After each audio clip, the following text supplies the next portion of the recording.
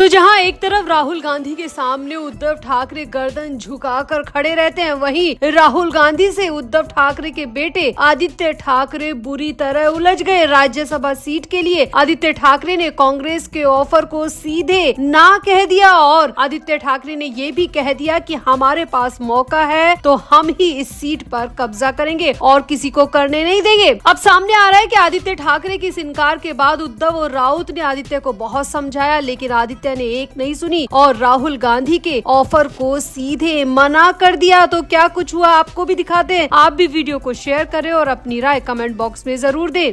तो महाराष्ट्र में विपक्ष के पास जीतने योग्य एक ही राज्यसभा सीट पर है, जिस पर कांग्रेस और शिवसेना यूबीटी के साथ ही शरद पवार भी अपना दावा पेश कर चुके हैं। अब खबरें हैं कि कांग्रेस की तरफ से उद्धव ठाकरे से सीट पर दावेदारी छोड़ने की अपील की गई है, या यूं कहा जाए कि राहुल गांधी ने सीधे उद्धव ठाकरे को ऑफर दिया है और ये सीट छोड़ने के लिए कहा है। हालांकि इसे लेकर आधिकारिक तौर पर कुछ नहीं कहा जा रहा, लेकिन सामने आया है कि कांग्रेस के लिए ये सीट राज्यसभा में नेता प्रतिपक्ष का पद बनाए रखने के लिए बेहद जरूरी है। राज्यसभा में नेता प्रतिपक्ष कांग्रेस अध्यक्ष मल्लिकार्जुन खड़गे हैं। न्यू इंडियन एक्सप्रेस की रिपोर्ट के मुताबिक महाराष्ट्र कांग्रेस प्रभारी और केरल विधायक रमेश चेन्नीथला ने सीधे उद्धव ठाकरे से इस मामले में बातचीत की है। उन्होंने उद्धव ठाकरे को ये ऑफर दिया कि ये सीट कांग्रेस को दे दीजिए, जिसके बदले में शिवसेना यूबीटी को एमएलसी की सीट दे दी जाएगी। खास बात यह है कि राज्यसभा सीट पर नामांकन की आखिरी तारीख 5 मार्च है। इस पर नतीजों का ऐलान 16 मार्च को होगा।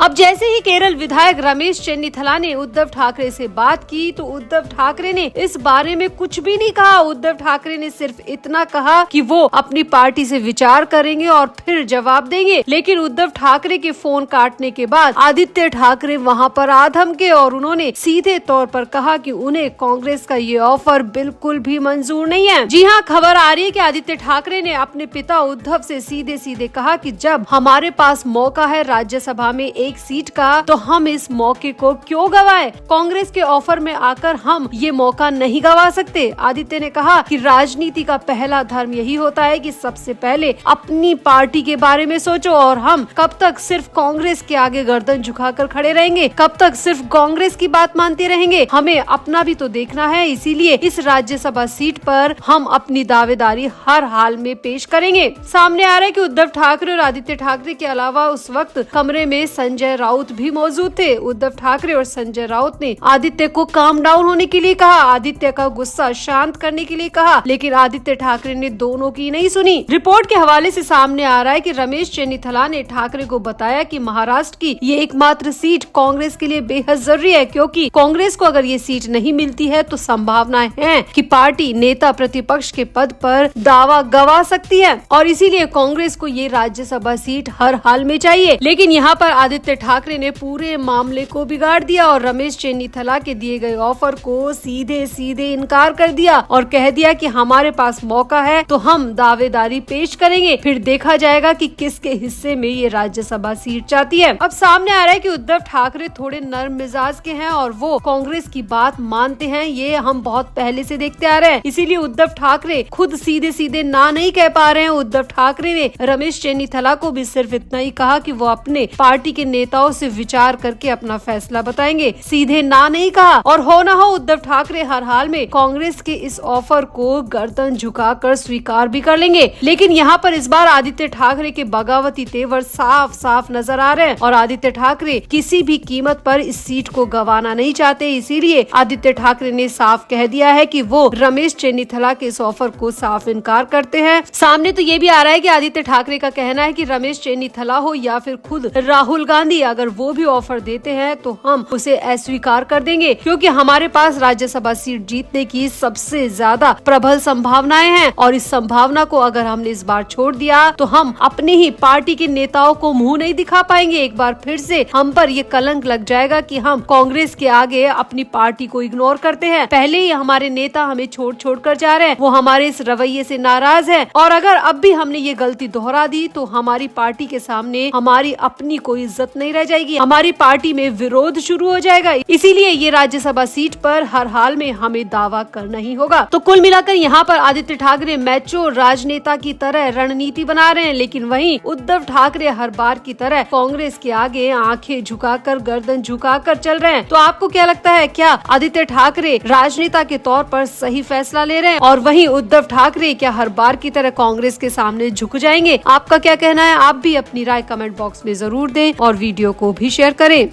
तो महाराष्ट्र के जलगांव जिले में उद्धव बालासाहब ठाकरे की पार्टी को बहुत बड़ा झटका लगा है। पूर्व सांसद उन्मेष पाटिल ने यूबीटी का साथ छोड़ दिया है, उद्धव ठाकरे का साथ छोड़ दिया है और एकनाथ शिंदे के नेतृत्व वाली शिवसेना में शामिल होने का ऐलान कर दिया है। अब सबसे बड़ी बात यह है कि उन्मेष पाटिल अकेले नहीं है जो इस्तीफा दे रहे हैं, बल्कि उनके साथ उनके 10,000 से ज्यादा कार्यकर्ता और सपोर्टर्स भी इस इस्तीफे में शामिल है। यानी कि ये सामूहिक इस्तीफा जलगांव से उद्धव ठाकरे की पार्टी के लिए बहुत बड़ा झटका है। सामने आ रहा है कि उन्मेष पाटिल ने अभी तक खुद इस संबंध में अपना आधिकारिक रुख स्पष्ट नहीं किया है, लेकिन उनके कार्यकर्ताओं और उनके सपोर्टर्स ये ऐलान कर चुके हैं कि उन्मेष पाटिल उद्धव ठाकरे को इस्तीफा दे रहे हैं और एकनाथ शिंदे के साथ अपना करियर आगे बढ़ाने जा रहे हैं। सूत्रों की माने तो एकनाथ शिंदे की पार्टी में शामिल होने का समारोह 6 तारीख यानी कि शुक्रवार को मुंबई में आयोजित किया जाएगा और ये समारोह बहुत बड़ा होने वाला है, जिसमें उन्मेष पाटिल अपने 10,000 से ज्यादा कार्यकर्ताओं के साथ उद्धव ठाकरे की पार्टी को छोड़कर एकनाथ शिंदे का हाथ थाम लेंगे। यहाँ पर आपको बता दें कि आखिर ये उन्मेष पाटिल हैं कौन? तो बेलगंगा चीनी कारखाना शुरू करने के आंदोलन के बाद उन्मेष पाटिल हमेशा से सुर्खियों में रहे। बेहद कम उम्र में ही उन्होंने बीजेपी की कई संगठनात्मक जिम्मेदारियां संभाली। 2014 में जब बीजेपी ने उन्हें 40 गाँव विधानसभा क्षेत्र से उम्मीदवार बनाया तो वो जीतकर विधायक भी बन गए। बाद में जब बीजेपी ने उन्हें 2019 में लोकसभा चुनाव के लिए उम्मीदवार बनाया तो वो निर्वाचित होकर सांसद बन गए। हालांकि इसके बाद बीजेपी ने उन्हें 2024 में फिर से मौका नहीं दिया और इसी बात से खफा होकर उन्मेष पाटिल ने बीजेपी का साथ छोड़ दिया। यहाँ पर बीजेपी ने उन्मेष पाटिल की जगह स्मिता वाघ को मौका दिया। इससे नाराज होकर पाटिल ने चुनाव से ठीक पहले बीजेपी से इस्तीफा दे दिया और उद्धव ठाकरे की पार्टी में शामिल हो गए। उन्मेष पाटिल को 2024 में 40 गाँव विधानसभा क्षेत्र से उद्धव ठाकरे की पार्टी के द्वारा उम्मीदवार बनाया गया। हालांकि वो बीजेपी के मंगेश चौहान से चुनाव हार गए और राज्य में हाल ही में हुए स्थानीय निकाय चुनाव में भी शिवसेना उद्धव बालासाहब ठाकरे पार्टी को अपेक्षित सफलता नहीं मिली, जिसकी वजह उन्मेष पाटिल उद्धव ठाकरे के गलत फैसलों को मानते हैं। उन्मेष पाटिल का मानना है कि उद्धव ठाकरे के अंदर राजनीतिक समझ की बहुत कमी है, वो अपने फैसले खुद के दम पर नहीं ले पाते, वो कान के कच्चे हैं और यही सबसे बड़ी वजह है कि वो खुद फैसले नहीं ले पाते। उनके फैसलों में हमेशा उनके आसपास के लोग हावी दिखते हैं और इसी वजह से उनकी पार्टी के लोग नाराज होकर छोड़ रहे हैं। उन्मेष पाटिल ने कहा कि मुझे तो उद्धव ठाकरे के साथ 2 साल का वक्त भी नहीं हुआ है और मैं अभी समझ गया हूँ कि उद्धव ठाकरे की पार्टी आगे क्यों नहीं बढ़ पा रही है और इसकी सबसे बड़ी वजह खुद उद्धव ठाकरे हैं। उन्मेष पाटिल ने यहाँ पर यह भी कहा कि उद्धव ठाकरे की राजनीतिक समझ की कमी की वजह से एक दिन देखना उनकी पार्टी पूरी तरह खाली हो जाएगी। आज जलगांव खाली हो रहा है और धीरे धीरे उनकी पार्टी पूरी तरह खाली हो जाएगी। अब फिलहाल तो उन्मेष पाटिल ने अपने कार्यकर्ताओं के साथ उद्धव की पार्टी को इस्तीफा थमा दिया है और खबर ये भी निकल कर आ रही है कि उन्मेष पाटिल संजय राउत के बेहद करीबी बताए जाते हैं। संजय राउत की सलाह पर ही उन्मेष पाटिल ने उद्धव ठाकरे की पार्टी के साथ अपना हाथ मिलाया था और अब उन्मेष पाटिल खुद उद्धव ठाकरे की पार्टी को इस्तीफा सौंप कर जा रहे हैं। यानी कि यहाँ पर संजय राउत की भूमिका पर भी सवाल खड़े हो रहे हैं। क्या संजय राउत को पहले से पता था कि उन्मेष पाटिल इस्तीफा देने जा रहे हैं और जलगांव पूरी तरह खाली हो जाएगा? अगर संजय राउत को ये सारी खबर थी तो संजय राउत ने उद्धव ठाकरे को पहले से इन्फॉर्म क्यों नहीं किया? क्या यहाँ पर संजय राउत की भी बहुत बड़ी गलती निकलकर सामने आ रही है? तो जलगांव फिलहाल उद्धव ठाकरे के हाथों से पूरी तरह फिसल चुका है, उद्धव ठाकरे के हाथों से पूरी तरह जा चुका है। वहाँ पर उद्धव ठाकरे को बहुत बड़ा झटका लगा है। तो आपका जलगांव से हो रहे सामूहिक इस्तीफे पर क्या कहना है? क्या उद्धव ठाकरे यही डिजर्व करते हैं? आप भी अपनी राय कमेंट बॉक्स में जरूर दें और वीडियो को भी शेयर करें।